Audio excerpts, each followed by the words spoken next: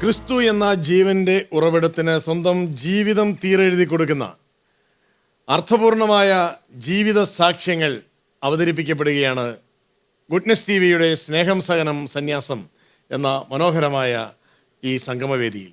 പ്രിയ പ്രേക്ഷകർക്ക് ഗുഡ്നെസ് ടിവിയുടെ സ്നേഹം സഹനം സന്യാസം എന്ന ഈ പുതിയ എപ്പിസോഡിലേക്ക് സ്നേഹസ്വാഗതം.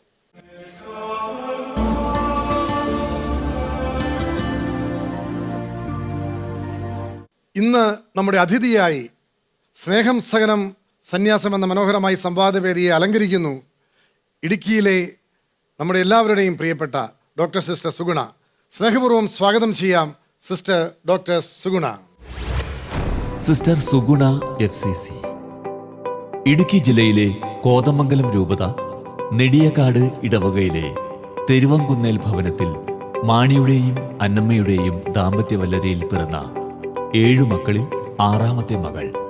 ചെറുപ്പം മുതലേ മനസ്സിൽ ചേക്കേറിയിരുന്ന സന്യാസമോഹത്തിന് ഇതാ കർത്താവിന്റെ ദാസി എന്ന വചനം പോലെ സമ്മതമരുളിയ സിസ്റ്റർ ഫ്രാൻസിസ്കൻ ക്ലാരിസ് കോൺഗ്രിഗേഷനിൽ അംഗമായി തീരുകയും വൈദ്യശാസ്ത്ര പഠനത്തിലൂടെ ഒരു ജനറൽ സർജനായി സേവനം അനുഷ്ഠിക്കുകയും ചെയ്യുന്നു. വിശുദ്ധ മത്തായിയുടെ സുവിശേഷം 25-ാം അധ്യായം 26-ാം തിരുവചനത്തിൽ ക്രിസ്തുനാഥൻ അരുളി ചെയ്തിട്ടുള്ള അന്ത്യവിധിയുടെ തിരുവചനത്തിലെ ഞാൻ രോഗിയായിരുന്നു, നിങ്ങൾ എന്നെ സന്ദർശിച്ചു എന്ന വചനത്തിന്റെ മഹിമ ഉൾക്കൊണ്ട സിസ്റ്റർ തന്റെ ആതുര ശുശ്രൂഷയിലൂടെ ദൈവഹിതം നിറവേറ്റിക്കൊണ്ടേയിരിക്കുന്നു. സിസ്റ്റർ സുഗുണയ്ക്ക് സ്നേഹം സഹനം സന്യാസം എന്ന പ്രോഗ്രാമിലേക്ക് ഹൃദ്യമായ സ്വാഗതം.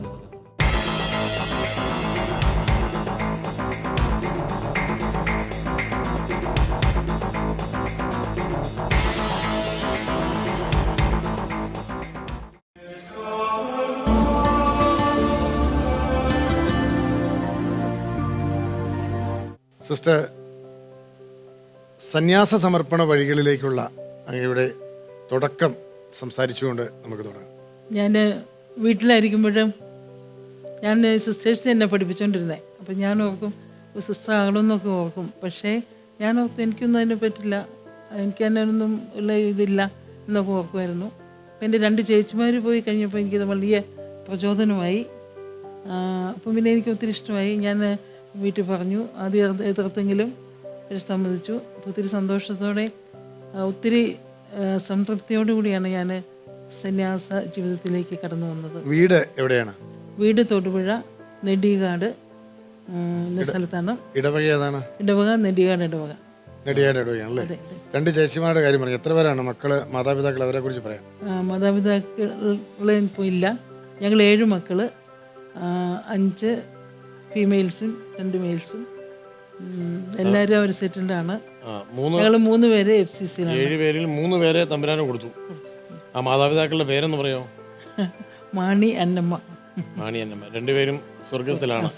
എത്ര വർഷമായി? ഒത്തിരി വർഷമായോ? ഒരാള് 30 വർഷമായി, ഒരാള് 15 വർഷമായി. ഓ, സുഗുണാമ എത്രാമത്തെ ആളാന്ന് പറഞ്ഞു? 6ാമത്തെ ആളാണ്. 2 ചേച്ചിമാര് ഓൾറെഡി. ഒരു ചേച്ചിയും ഒരു അനിയത്തി കല്യാണം കഴിച്ചു. ഒരനിയത്തിയും ഒരു ചേച്ചി അല്ലേ? ഓക്കെ. ഈ FCC സന്യാസിനി സമൂഹം തിരഞ്ഞെടുക്കാനുള്ള കാരണം എന്താണ്? പിന്നെ ഇടവകയിൽ FCC ആയിരുന്നു? ഇടവകയിൽ SH ആയിരുന്നു. SH ആയിരുന്നു. അപ്പോൾ അന്ന് ചേച്ചിമാർ പോയല്ലോ. അന്ന് 4-5 വയസ്സല്ലേ ഉള്ളൂ. അന്നേരം ഏത് സഭ അങ്ങനെ ഒരു ഇതില്ലായിരുന്നു. മർത്തി വരണം എന്നുള്ള ആഗ്രഹത്തിൽ ചേച്ചിമാര് 2ഉം FCCയിലാണ്. ചേച്ചിമാരുടെ കൂടെ തന്നെ ഇങ്ങ് പോന്നു. കുറേ വ്യത്യാസമുണ്ട്. ചേച്ചിമാര് 2 പേര് പോകുന്നതിന് ശേഷമാണ് ഞാൻ പോരുന്നത് അല്ലേ? അതെ.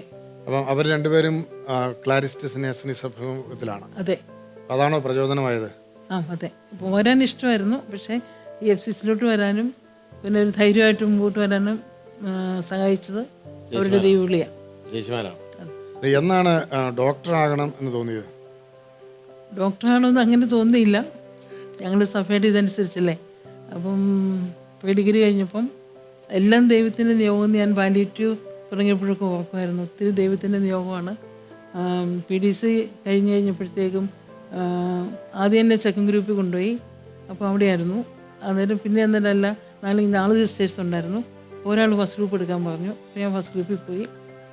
എന്നിട്ട് പിന്നെയും തിരിച്ച് BSc കഴിഞ്ഞിട്ട് ഒന്നും കൂടെ സെക്കൻഡ് ഗ്രൂപ്പ് എഴുതി എൻ്റെ സുപ്പീരിയേഴ്സൊക്കെ പറഞ്ഞ് എന്നാണേലും ഇത്ര വല്ലേ ഉള്ളൂ നമുക്ക് പോകാമെന്നും പറഞ്ഞ് അങ്ങനെ വിട്ടു. അത് കഴിഞ്ഞിട്ട് MBBS ചേർന്നു. ആലപ്പുഴയായിരുന്നു കിട്ടിയത്, അവസാനം കോട്ടയത്തോട്ട് മാറ്റി. MS കിട്ടിയത് ആലപ്പുഴയായിരുന്നു, അവസാനം കോട്ടയത്ത് കിട്ടി. അപ്പോൾ ഞാൻ ദൈവം എന്നെ സർജനാക്കണം എന്ന് ഉദ്ദേശിച്ചതിൻ്റെ കാരണം ഞാൻ നോക്കുന്നത് ഈ പാലിയേറ്റീവിലുള്ള പേഷ്യൻസിനൊക്കെ ഒത്തിരി കാര്യങ്ങൾ സർജിക്കൽ ഫീൽഡ് ചെയ്യാനൊക്കെ പറ്റും, അതിനായിരിക്കുമെന്ന് ഞാനങ്ങ് ചിന്തിക്കുമായിരുന്നു. കാരണം എല്ലാവരും ദാനമായിരുന്നു ദൈവത്തിൻ്റെ. 20 സീറ്റുള്ള പോസ്റ്റ് ഗ്രാജുവേഷന് 20ാമത്തെ സീറ്റായിട്ടാണ് എനിക്ക് MS കിട്ടിയത്. സുഗുണാമ്മ ഈ FCC സന്യാസിനി സമൂഹം തിരഞ്ഞെടുത്തതിന് ശേഷം ചേച്ചിമാരെ കണ്ട് സ്നേഹിച്ച അതിൻ്റെ പുറകെ പോകുന്നതെന്നുള്ളൊരു ഫീല് കുറച്ച് കാലത്തേക്കേ ഉള്ളല്ലോ. നമ്മൾ സഭയിൽ ചേർന്ന് കഴിയുന്നത് വരെയൊക്കെ ഉള്ളൂ. അത് കഴിയുമ്പോൾ ചേച്ചിമാരുടെ നിയോഗം അനുസരിച്ച് പോകുന്നു. നമ്മൾ നമ്മുടെ വഴി തിരഞ്ഞെടുത്ത് മുന്നോട്ട് പോകണം അല്ലേ? ഇപ്പോൾ MBBS ഒക്കെ പഠിച്ച് ഡോക്ടറാകുന്ന ആ ഒരു പ്രോസസ്സിൽ അത് പരിശീലന കാലത്ത് തന്നെ ഉണ്ടാകുന്നതാണല്ലോ. അപ്പോൾ ഈ ഫ്രാൻസിസ്കൻ ചൈതന്യം എങ്ങനെയാണ് ഈ ഒരു ജീവിതത്തെ സ്വാധീനിച്ചത്? എൻ്റെ മനസ്സിൽ എപ്പോഴും പഠിച്ചുകൊണ്ടിരിക്കുമ്പോഴൊക്കെ എനിക്കൊന്ന് സെൻറ്റ് ഫ്രാൻസിസിൻ്റെ ജീവിതം ഒത്തിരി എന്നെ ടച്ച് ചെയ്തിട്ടുണ്ട്. പാവങ്ങളോടുള്ള സ്നേഹവും പിന്നെ തന്നെ പോയിരുന്ന് ഗുഹകളിലൊക്കെ പോയിരുന്ന് ധ്യാനിക്കുന്നത്. ഞാൻ ചിലപ്പോൾ പാവനെ കാണും, ഞാൻ തന്നെ ഒരു മലയുടെ മുകളിൽ പോയി ഒരു ഗുഹ ഇങ്ങനെ ഇരുന്ന് പക്ഷെ പേടി തോന്നും. അന്നേരം നോക്കും ഈശോ ഉണ്ടല്ലോ. അങ്ങനെ ഒരു മനസ്സിൽ ഭയങ്കര ഒരു തേസ്റ്റ് ഉണ്ടായിരുന്നു. പിന്നെ ഈ ചെറിയവരിലുള്ള ഒരുവനെന്ന് പറഞ്ഞപ്പം ശരിക്കും ചെറിയവരെന്ന് പറയുന്നത് സാമ്പത്തികം ഇല്ലാത്തവർ മാത്രമല്ലല്ലോ, സ്നേഹം കിട്ടാത്തവർ, ആരും നോക്കാനില്ലാത്തവർ, സുരക്ഷിതത്വം ഇല്ലാത്തവർ, അങ്ങനെ എല്ലാവരും പരുത്തിക്കപ്പെട്ടവർ, അങ്ങനെ ഒത്തിരി പേരുണ്ടല്ലോ. അപ്പോൾ അവർക്കൊക്കെ ആശ്രയമായിട്ട് എന്തെങ്കിലും ചെയ്യണം. ഞാൻ അവിടെ നിന്ന് 93 ജോയിൻ ചെയ്തു. അപ്പോൾ ഒരു 7 വർഷം 93 മുരിക്കാശ്ശേരി അൽഫോൻസ ഹോസ്പിറ്റലിൽ സർജനായിട്ട് ജോയിൻ ചെയ്തു. അതിനുമുമ്പ് അങ്കമാലിയിൽ 5 വർഷം ഉണ്ടായിരുന്നു. അങ്കമാലി LF ഉണ്ടായിരുന്നു. 5 വർഷം LF ഉണ്ടായിരുന്നു. എവിടെയൊക്കെയാണ് വേറെ? അത് രണ്ടുള്ളൂ. LF കഴിഞ്ഞിട്ട് നേരെ അന്നേരം അവിടെ സീനിയർ ഹോസ്പിറ്റൻസി ഉണ്ട്. അപ്പോൾ പാസ്സായപ്പം MS കിട്ടി. അപ്പോൾ ഞാനങ്ങ് പോയി. പിന്നെ തിരിച്ചു വന്ന് 5 വർഷം 6 വർഷത്തോളം അവിടെ എക്സ്പീരിയൻസ്. അതായത് MBBS കഴിഞ്ഞ് MS കഴിഞ്ഞിട്ട് 5 വർഷം ഇവിടെ ജോലി ചെയ്തു. നേരത്തെ ഇവിടുത്തെ ആയി. അപ്പോൾ ഇവിടെയാണെങ്കിലും പ്രിഫറൻസ് എല്ലാവരും നാട്ടിൽ തുടങ്ങണമെന്ന് പറഞ്ഞാലും എൻ്റെ മനസ്സിലിരുന്ന ആഗ്രഹം ശരിക്കും ഒരു പാവപ്പെട്ട ഇങ്ങനെ ഹൈ റേഞ്ച് പോലെ സ്ഥലത്ത്, ഒത്തിരി ബുദ്ധിമുട്ടുള്ള സ്ഥലത്ത് തുടങ്ങണമെന്ന് അധികാരിയോട് പറഞ്ഞപ്പം അവർക്കത് താല്പര്യമായിരുന്നു. അങ്ങനെയാണ് ഈ അൽഫോൻസ ഹോസ്പിറ്റൽ ഇവിടെ വന്നത്. ശരിക്കും സുഗുണാമയാണോ തുടങ്ങുന്നത്? അൽഫോൻസ ഹോസ്പിറ്റൽ ആരംഭിക്കുന്ന സുഗുണാമയാണോ? അല്ലല്ല, ഞങ്ങളുടെ ഒരു സുപ്പീരിയേഴ്സ് കോൺഷ്യൽ ടീം. ആദ്യത്തിൽ ഞങ്ങളുണ്ടായിരുന്നു ഡോക്ടർ ആൻസിലേറ്റ്. ഞാൻ അല്ല, ഈ ആശുപത്രി ഓപ്പൺ ചെയ്യുമ്പം തൊട്ട് സുഗുണാമ ഉണ്ട്, മുരിക്കാശ്ശേരിയിലുണ്ട്. കൂടെ വേറെ ഡോക്ടർ സിസ്റ്റേഴ്സ് ഉണ്ടായിരുന്നു. സിസ്റ്റർ ഡോക്ടർ ആൻസിലേറ്റ് മരിച്ചുപോയല്ലോ. സിസ്റ്റർ മരിച്ചുപോയി അല്ലേ? പിന്നെ ഞാൻ 2 പേര്, പിന്നെ Reeja Mathew and Lincy Mathew, അവരിപ്പം അത് കഴിഞ്ഞ് വന്നു. പീഡിയാട്രിഷ്യനും പീഡിയാട്രീഷ്യൻ അവിടെ ഉണ്ട്. ഇപ്പൊ 2 ഡോക്ടേഴ്സും കൂടെ ഉണ്ട്. നിങ്ങൾ മൊത്തം 3 സിസ്റ്റർ ഡോക്ടേഴ്സ് ആണ് ഇപ്പോൾ ഹോസ്പിറ്റലിലുള്ളത് അല്ലേ? അതെ അതെ. സുഗുണാമ ഈ 93 മുരിക്കാശ്ശേരിയിൽ ഈ ഹോസ്പിറ്റൽ തുടങ്ങുമ്പോൾ തൊട്ടുകൂടെ ഉണ്ട്. അപ്പോൾ ഈ മുരിക്കാശ്ശേരി എന്ന് പറയുന്ന ഇടുക്കിയുടെ ആ ഒരു ഗ്രാമത്തിൽ വന്ന് ഈ തൊടുപുഴ പോലെയുള്ള ഒരു സാമാന്യം നഗരത്തിൻ്റെ ഒരു അന്തരീക്ഷത്തിൽ നിന്ന് മുരിക്കാശ്ശേരിയിലേക്ക് ഇടുക്കിയിലേക്ക് വന്നപ്പോൾ തൊട്ട് ഇപ്പോൾ ഇടുക്കിയുടെ ഒരു ഡോക്ടറമ്മയാണല്ലോ. ആ ഒരു വളർച്ചയിൽ ഈ പാവങ്ങളോടൊത്തുള്ള ആ ഒരു ജീവിതം എങ്ങനെയാണ് സംതൃപ്തി തരുന്നത്? എൻ്റെ മനസ്സിൽ സെൻറ്റ് ഫ്രാൻസിസിൻ്റെ ജീവിതം ഞാൻ പറഞ്ഞല്ലോ, പാവങ്ങൾക്ക് വേണ്ടി ഏറ്റവും ലോകത്തിലെ ഏറ്റവും പാവപ്പെട്ടവനാകാൻ, ഒന്നുമില്ലാത്തവനായിട്ട് ആകാനായിട്ട് ജീവിതം ആഗ്രഹിച്ചത്. അതും എൻ്റെ മനസ്സ് ഒത്തിരി ടച്ച് ചെയ്തിട്ടുണ്ട്. പിന്നെ ഞാൻ ഓർക്കണേ, ശരിക്കും ഇങ്ങനൊരു ഡോക്ടറെ കണ്ടു, പേഷ്യൻസിനെ കണ്ടു, അങ്ങനെ പോയി അതല്ല, എക്സ്ട്രാ എന്തെങ്കിലുമൊക്കെ ചെയ്യണം, അല്ല പറ്റില്ല. ഈ ജീവിതം ഈശോ തന്ന വലിയ അമൂല്യ നിധിയാണ്. എക്സ്ട്രാ ചെയ്യണം എന്നുള്ള ആഗ്രഹമായിരുന്നു. അങ്ങനെ ഇരിക്കുമ്പോഴവിടെ നമ്മുടെ ആശുപത്രിയുടെ അടുത്തുള്ള എന്ന് പറഞ്ഞ ഒരു വീട്ടിലെ ഒരു അമ്മച്ചി, 75 വയസ്സുണ്ട്, അതിന് ബ്ലഡ് ക്യാൻസറാണ്. അപ്പം എല്ലാ ആഴ്ച തോറും വന്ന് ബ്ലഡ് കയറ്റണം, പൈസ ഒന്നുമില്ല, ഒത്തിരി വിഷമിക്കുന്നുണ്ട്. അവരുടെ വേദനയെല്ലാം അതൊക്കെ കണ്ടപ്പോൾ ഈ വഴിക്ക് എന്തെങ്കിലും ചെയ്യാൻ പറ്റുമോ? അങ്ങനെ ക്യാൻസർ രോഗികൾ ഇടുക്കി ജില്ലയിൽ ക്യാൻസർ വന്നാൽ തന്നെ ദരിദ്രമാകും. പാവപ്പെട്ട വീടുകളിലെ രോഗികൾക്ക് വേണ്ടി അല്ലേ? അങ്ങനെ എന്തായിരുന്നു തുടക്കം? അന്നേരം ഈ ചേച്ചി വന്നപ്പോൾ ഞാൻ ആലോചിച്ചു. അപ്പോൾ പത്രത്തിൽ കണ്ടു കോഴിക്കോട് ഇതിന് ട്രെയിനിങ് കൊടുക്കുന്നുണ്ടെന്ന്. അപ്പം ഞാൻ അവിടെ ട്രെയിനിങ്ങിന് പോയി. എന്നിട്ട് ഇവിടെ ഇടുക്കിയിൽ ആദ്യം എത്ര നാളത്തെ ട്രെയിനിങ് ആയിരുന്നു അത് 3 months. എന്തിനു വേണ്ടിയുള്ള ട്രെയിനിങ് ആയിരുന്നു? ഈ പാലിയേറ്റീവ് കെയറിനുള്ള പാലിയേറ്റീവ് കെയറിനുള്ള, അതായത് ക്യാൻസർ രോഗികൾക്ക് വേണ്ടിയുള്ള പാലിയേറ്റീവ് കെയറിന് ട്രെയിനിങ്. അപ്പോൾ ശരിക്കും പാലിയേറ്റീവ് കെയർ എന്ന് പറഞ്ഞാൽ ക്യാൻസർ തന്നെയല്ല, ക്യാൻസർ, എയ്ഡ്സ്, പക്ഷപാതം വന്ന് നടന്നു കിടക്കുന്നു. എല്ലാവർക്കും പാലിയേറ്റീവ് കെയർ ആവശ്യമാണ്. മരണാസന്നരായിട്ടുള്ളവർ അവർക്കൊക്കെ ഒരു കെയർ കൊടുക്കുന്നത്. അതാണ് ശരിക്കും അവരുടെ വേദന നമ്മുടെ സ്നേഹ സാന്ത്വന ശുശ്രൂഷയിലൂടെ മറയ്ക്കുക. ഈശോയുടെ പ്രദക്ഷിണത്തിന് കുർബാനയ്ക്ക് പ്രദക്ഷിണത്തിന് മുമ്പ് അങ്ങനെയല്ലേ ഈശോയെ ഇങ്ങനെ പാലിയും വെച്ചല്ലേ. അപ്പോൾ ആ വേദന നമ്മുടെ ശുശ്രൂഷയിലൂടെ മറച്ചിട്ട് അവരെ സന്തോഷത്തോടെ ജീവിക്കും. പാലിയേറ്റീവ് എന്നുള്ള പദം വന്നത് ഇവിടെ ഇറ്റാലിയനാണ്. ഏതാണ് പാലിയം എന്നുള്ള വാക്ക് ഉപയോഗിക്കാൻ കാരണം? പാലിയം എന്ന് പറഞ്ഞാൽ ഇവരുടെ വേദനയുള്ളൂ. ക്യാൻസറിൻ്റെ ഒത്തിരി അസ്വസ്ഥതകളുണ്ടല്ലോ, അത് നമുക്ക് ക്യാൻസർ എടുത്തു കളയാൻ പറ്റില്ല. ഒരു സ്റ്റേജ് എടുത്തു കഴിയുമ്പോൾ ഡോക്ടർ പറയും ഇനി ഒന്നും ചെയ്യാനില്ല, വീട്ടിൽ കൊണ്ടുപോകണം. അപ്പോൾ അവർക്ക് എടുത്തു കളയാൻ പറ്റില്ലല്ലോ. അവർക്ക് അതിൻ്റെ വേദനയുണ്ട്, മാനസികമായിട്ടും ശാരീരികമായിട്ടും എല്ലാ രീതിയിലും വിഷമിക്കുന്നതാണ്. ജീവിതം പറഞ്ഞു പോവാണല്ലോ. അതായത് ഈ ക്യാൻസറിന്റെ ഒരു ലെവല് കഴിഞ്ഞാൽ പിന്നെ അത് ആർക്കും ഒന്നും ചെയ്യാനാവില്ല. അത് അനുഭവിക്കുന്ന ആളുകളുടെ ഒരു വേദന, അതിന്റെ ഒരു അസ്വസ്ഥത, ഏകാന്തത അല്ലേ, അതെല്ലാം നമ്മുടെ ഒരു സാന്ത്വന ശുശ്രൂഷയിലൂടെ അവർക്കൊരു അവരുടെ വേദനയ്ക്ക് ഒരു കവർ കൊടുക്കുന്നു. അപ്പോൾ ക്യാൻസറിന് ക്രാബെന്ന ഞണ്ടിങ്ങനെ ഇറക്കുന്ന പോലെ ഇറക്കിക്കൊണ്ടിരിക്കും. പക്ഷെ അവരുടെ മനസ്സിലായില്ല. ക്യാൻസർ എന്നുള്ള വാക്ക് വന്ന വഴിയാണോ ഈ പറയുന്നത്? ക്യാൻസറിന് ക്രാബ് ഞണ്ട് അതിന്റെ ഇങ്ങനെ പോവില്ലേ, അല്ല സ്പ്രെഡ് ചെയ്തോണ്ടിരിക്കും. ക്യാൻസർ മിക്ക 90% ക്യാൻസറും ഇങ്ങനെ സ്പ്രെഡ് ചെയ്തോണ്ടിരിക്കും. ഇങ്ങനെ അതുകൊണ്ട് സിമെന്റ് ഇട്ട പോലെ ചേർന്ന് പോകും. 2 ഇഷ്ടിക തമ്മിൽ വെക്കൊണ്ട് സിമെന്റ് ഇടുന്നത് ഓർത്തിരിക്കില്ലേ, അതുപോലെ തന്നെ ഈ ക്യാൻസർ ഗ്രോത്ത് അടുത്ത സെല്ലുകളിൽ ചെന്നിട്ട് അവിടെ ഫിക്സ് ചെയ്ത് ഈ ഞണ്ടിന്റെ കാല് പോലെ ഇറക്കി പിടിക്കും. അവിടുന്നാണ് ക്യാൻസർ എന്നുള്ള വാക്ക് വരുന്നത്. അതെ അതെ. അതായത് ആയിരക്കണക്കിന് രോഗികൾ, ക്യാൻസർ രോഗികളുമായിട്ട് 93 മുതൽ അല്ലേ 1993 മുതൽ ഇടപെട്ടുകൊണ്ടിരിക്കുകയാണ്. അപ്പം ഇടുക്കി ജില്ലയിൽ നമുക്ക് അത്തരത്തിൽ പാലിയേറ്റീവ് കെയർ കൊടുക്കുന്ന സ്ഥലങ്ങൾ ഇപ്പോൾ വേറെയും ഉണ്ടോ, അതോ നമ്മുടെ ഇവിടെ മാത്രമാണോ ഉള്ളത്? ഇപ്പം നമുക്ക് അവിടെ ഇങ്ങനെ അഡ്മിറ്റ് ചെയ്യുന്ന ഉള്ളത് ഇടുക്കിയിൽ ഇപ്പോൾ അതേ ഉള്ളൂ. അടിമാലിയിലുണ്ട് അല്ലേ. അതായത് ആയിരക്കണക്കിന് രോഗികളെ ആശ്വസിപ്പിച്ചിട്ടുണ്ട് ഈ പാലിയേറ്റീവ് കെയർ വഴി അല്ലേ. ഈ പാലിയേറ്റീവ് കെയർ തുടങ്ങുക എന്ന് പറയുമ്പം അത് പെട്ടെന്ന് സാധിക്കുന്ന കാര്യമല്ല. നമ്മളുടെ കുറച്ച് പേര് മാത്രം അതിനകത്ത് സഹകരിച്ചാലും പറ്റത്തില്ല. നാട്ടുകാരും അഭ്യുദയകാംക്ഷികളും ഒക്കെ ഒത്തിരി പേര് സഹകരിക്കുന്നതുകൊണ്ടാണല്ലോ നമുക്ക് ഹൈറേഞ്ചിൽ അതുപോലൊരു ബിൽഡിങ് വരിക, ബെഡ്റൂംസ് സെറ്റ് ചെയ്യുക, ഇതെല്ലാം ഒത്തിരിയേറെ പ്രോസസ്സാണ്. അപ്പം അങ്ങനെയുള്ള വഴികളിൽ ഇതിൻ്റെ തുടക്കം മുതൽ നമ്മളോടൊപ്പം നിൽക്കുന്ന ആളുകൾ ഒത്തിരി പേരുണ്ടാവും അല്ലേ. അപ്പം ഏതെങ്കിലും സംഘടനകളുണ്ടാവാം, ആളുകളുണ്ടാവാം, അങ്ങനെയുള്ള ആൾക്കാർ നമ്മളെ സഹായിച്ചിട്ടുള്ള സംഘടനകൾ, അവരെ കുറിച്ചൊക്കെ ഒന്ന് പറയാം.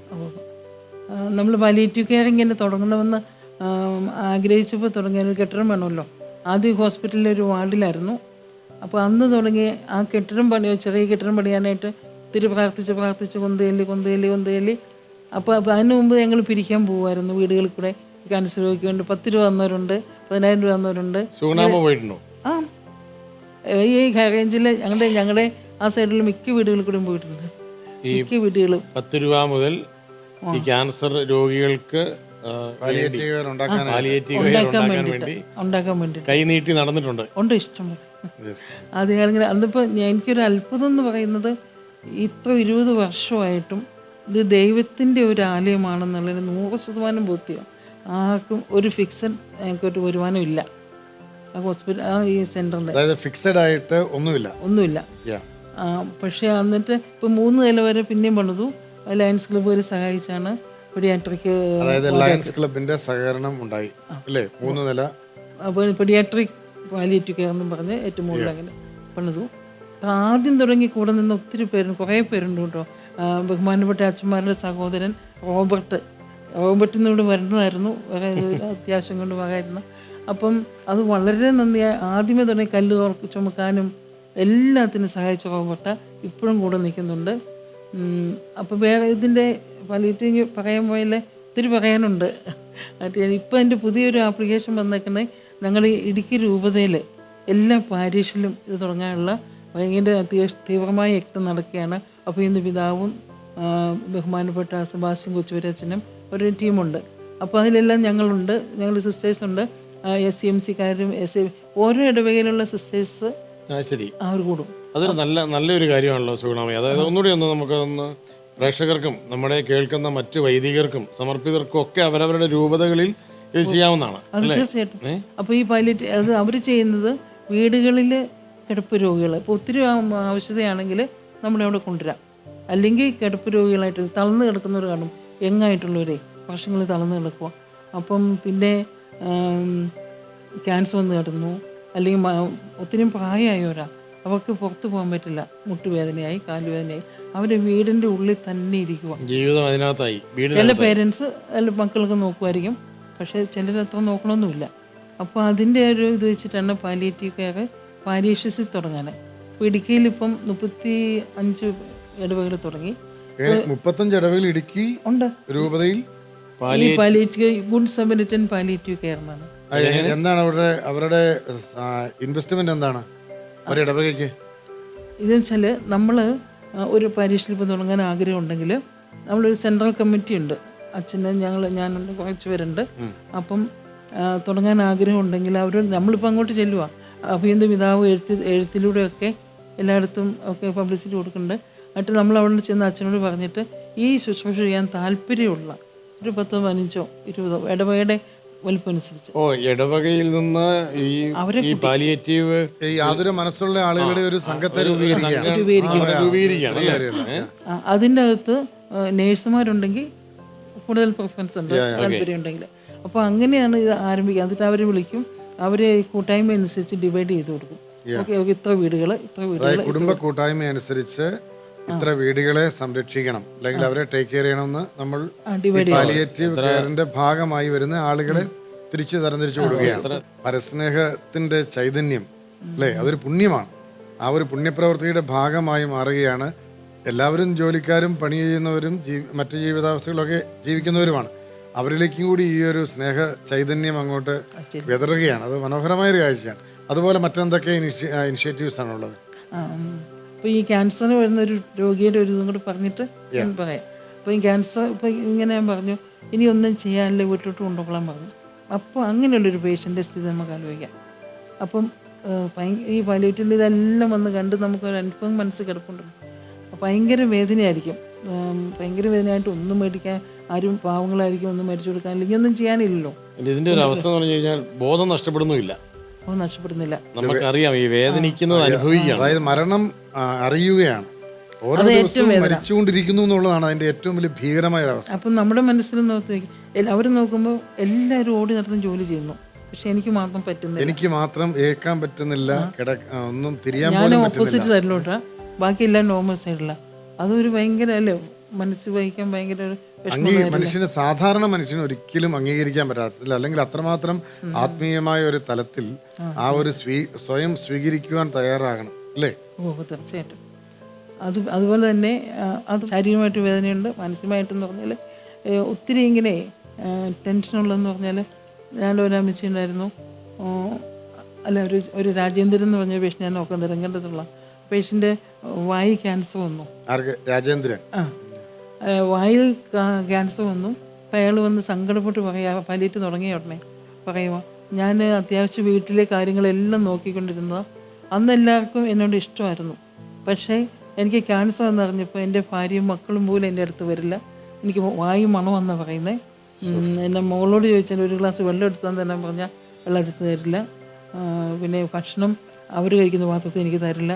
അപ്പോൾ ഒരു രോഗിയെ സംബന്ധിച്ചിടത്തോളം ഭയങ്കര അതുപോലെ ഇഷ്ടം പോലെ കേസുകൾ. ചിലപ്പോൾ അത്രയും കാലം കുടുംബത്തിന് വേണ്ടി മുഴുവൻ ജീവിച്ച മനുഷ്യന് ഇച്ചിരിയൊക്കെ കുടിക്കുമായിരുന്നു ഡോക്ടറെ, എന്നാലും കുടുംബം നോക്കിയിരുന്നു. പക്ഷേ അസുഖം വന്നപ്പോഴേക്കും ആർക്കും വേണ്ടാണ്ടായി. ഇപ്പോൾ വേദന കൊണ്ട് ഞാൻ മുളഞ്ഞു, ഒന്നുമില്ല. അന്നേരം നമ്മുടെ പാലിയേറ്റീവിൻ്റെ ഉദ്ഘാടനത്തിൻ്റെ പത്രത്തിൽ വന്നു, ആ പുള്ളി അത് കണ്ടിട്ട് മരുന്ന് മേടിക്കാൻ വന്ന അവിടെ കൂടെ കിടന്ന് തന്നെ മരിച്ചതൊക്കെ. നമ്മുടെ പാലിയേറ്റീവിൽ കിടന്ന് മരിച്ചു. നമ്മുടെ മദർ തെരേസയുടെ ഒരു അനുഭവമായിട്ട് വളരെ സാമ്യമുണ്ട് ഈ സുഗുണാമയുടെ ഈ ഒരു അനുഭവം. സുഗുണാമ നമ്മുടെ അൽഫോൻസ ഹോസ്പിറ്റലിനോടനുബന്ധിച്ച് മുരിക്കാശ്ശേരിയുടെ പരിസരത്ത് FCC പ്രൊവിൻസിൻ്റെ കീഴിൽ ഇപ്പോൾ FCC ഇടുക്കി പ്രോവിൻസിൻ്റെ പ്രൊവിൻഷ്യൽ അമ്മയായിട്ട് സേവനം അർപ്പിക്കുകയാണല്ലോ സുഗുണാമ്മ. എത്ര വർഷമായി പ്രൊവിൻഷ്യൽ അമ്മയായിട്ട്? ഇതിപ്പോൾ 14 വർഷം. ഇടയ്ക്ക് പ്രൊവിൻഷ്യലായിട്ട് എത്ര വർഷമായി? 4th ടേണാണ്.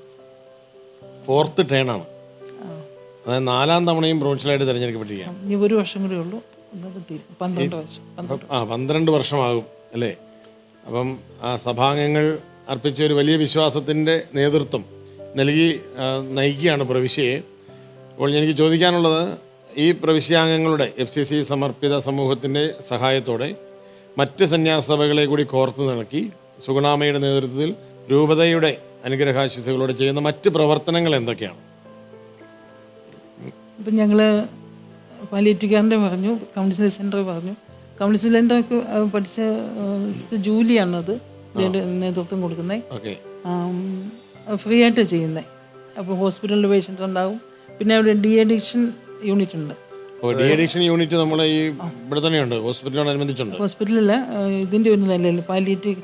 ഓക്കെ, അവിടെ തന്നെ ഉണ്ടല്ലേ? പാലിയേറ്റീവ് സെന്ററിൽ തന്നെ ഒരു നിലയിൽ ഡി-അഡിക്ഷൻ സെന്റർ ഉണ്ട് അല്ലേ? അപ്പം ഈ കൗൺസിലിംഗ് ഫ്രീ കൗൺസിലിംഗ് ആണ് അവിടെ അല്ലേ സിസ്റ്റർ ജൂലി?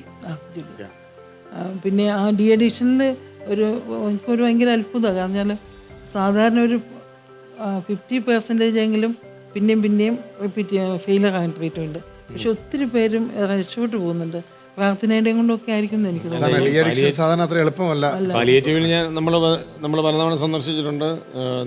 നിരന്തരം 24 മണിക്കൂറും ആരാധനയും പ്രാർത്ഥനയും സ്തുതിപ്പുകളും നടക്കുകയാണല്ലോ അല്ലേ? അപ്പോൾ ഏത് മതത്തിൽപ്പെട്ടവരാണെങ്കിലും രോഗം വന്നു കഴിയുമ്പം ദൈവമേ എന്നുള്ള ഒരു ഒറ്റ വിളിക്ക് ഉത്തരം അവിടെയുണ്ട്. MSW കഴിഞ്ഞ് 2 സിസ്റ്റേഴ്സ് ഉണ്ട്. അവരിതിനകത്ത് ഭയങ്കരമായിട്ട് നന്നായിട്ട് ഇൻവോൾവ് ആണ്. Sister Diona, sister ജീസ. ജീസ village base ചെയ്തിട്ടാണ്. അപ്പം പിന്നെ പ്രസന്റ് മിനിസ്ട്രിയിൽ നമ്മൾ രൂപതയോട് ചേർന്ന് രൂപത എല്ലാ സഭക്കാരും ഞങ്ങൾ ദേവികുളം പ്രസിഡന്റില് ജയിൽ മിനിസ്ട്രിയുടെ പോകുന്നുണ്ട്. ഈ ഒരു എപ്പിസോഡ് സമാപനത്തിലേക്ക് എത്തുമ്പോൾ സുഗുണാമ്മ ഈ ഒരു ചർച്ചാവേളയിൽ പറഞ്ഞ ഒരു വാക്ക് എൻ്റെ മനസ്സിനെ വല്ലാതെ സ്പർശിച്ചു. മറ്റുള്ളവരുടെ വേദനയെ ശമിപ്പിക്കാൻ, മറ്റുള്ളവരുടെ ഇല്ലായ്മയെ ജീവിതം ചെറുതായി പോകുന്ന സമയത്ത് പോയി കൂട്ടിരിക്കാൻ വേണ്ടി ആലോചിച്ച സമയത്തൊക്കെ അതിനൊരു ക്ഷാമവും ഉണ്ടായില്ല എന്നതാണ്. ഇപ്പം ക്രൈസ്തവമായ ഏറ്റവും നല്ലൊരു സന്ദേശമാണ് സിസ്റ്റർ സുഗുണയുടെ ഈ ഒരു ജീവിത സാക്ഷ്യം. അതായത് പാവപ്പെട്ടവരുടെ ക്ഷേമത്തിന് വേണ്ടി ജീവിതം കൊടുക്കാൻ തീരുമാനിക്കുമ്പോൾ ഒരിക്കലും ഒരു ക്ഷാമം അനുഭവിക്കുന്നില്ല. കത്തോലിക്ക സമർപ്പിത ജീവിതത്തിൻ്റെ ധന്യമായ ഒരു ഉദാഹരണം ഗുഡ്നസ് TVയുടെ ഈ പ്രേക്ഷകരുടെ ഹൃദയങ്ങളെ ജ്വലിപ്പിക്കട്ടെ എന്നതാണ് ഞങ്ങളുടെ പ്രാർത്ഥന. ഇതിനുമപ്പുറം നമുക്ക് ഒരു ക്രൈസ്തവ സമർപ്പിത ജീവിതത്തിന് എന്ത് സാക്ഷ്യമാണ് നൽകുവാനുള്ളത്? ഹൈറേഞ്ചിൻ്റെ നന്മ അത് കഷ്ടപ്പെടുന്ന ആളുകൾ, ജീവിക്കുവാനായി കഷ്ടപ്പെടുന്ന ആളുകൾ, സാമ്പത്തികമായി ബുദ്ധിമുട്ടുന്ന ആളുകൾ, അവർ സമ്പത്ത് കൊടുക്കുന്നത് പണമായിട്ടല്ല, അവരുടെ സാന്നിധ്യം, അവരുടെ സഹകരണം, അതെല്ലാം കൂടി ചേർത്ത് വെച്ചുകൊണ്ട് ആയിരക്കണക്കിന് ആളുകൾക്ക് ക്രൈസ്തവ സ്നേഹത്തിൻ്റെ ആതുര ഭാഷ ഏറ്റവും സുന്ദരമായി അവിടെ അവതരിപ്പിച്ചുകൊണ്ടിരിക്കുന്നയാളാണ് സിസ്റ്റർ സുഗുണ. ക്രിസ്തു സ്നേഹത്തിൻ്റെ നീളവും വീതിയും ഉയരവും ആഴവും ആയിരങ്ങളിലേക്ക് എത്തിക്കുവാൻ ഇനിയും സുഗുണാമ്മയോടൊപ്പം ധാരാളം ആളുകൾ ചേരട്ടെ എന്ന് ആത്മാർത്ഥമായിട്ട് ഞങ്ങൾ ആശംസിക്കുകയും പ്രാർത്ഥിക്കുകയും ചെയ്യുകയാണ്.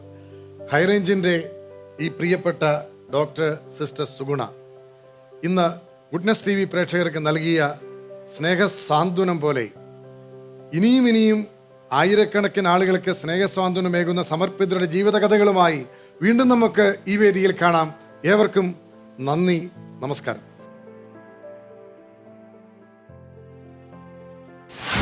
ഒന്ന് ധർമ്മപിരിവിന് പോവുക. വല്യച്ഛനും സഹോദരിമാരും കടകളിലും മാർക്കറ്റിലും വീടുകളിലും ഒക്കെ ധർമ്മം തെണ്ടിയാണ്.